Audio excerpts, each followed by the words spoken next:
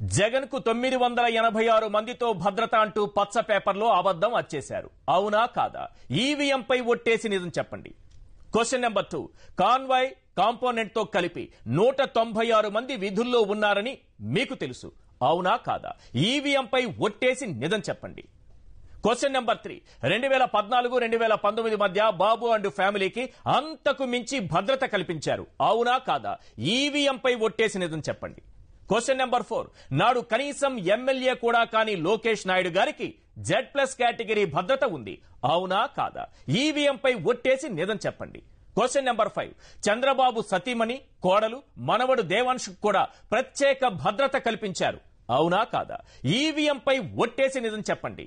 Question number 6. కరకట్ట నుంచి Madinaguda farm house వరకు అన్ని చోట్ల భారీ భద్రత ఏర్పాటు చేశారు. అవునా కాదా? ఈవీఎంపై ఒట్టేసి నిజం చెప్పండి.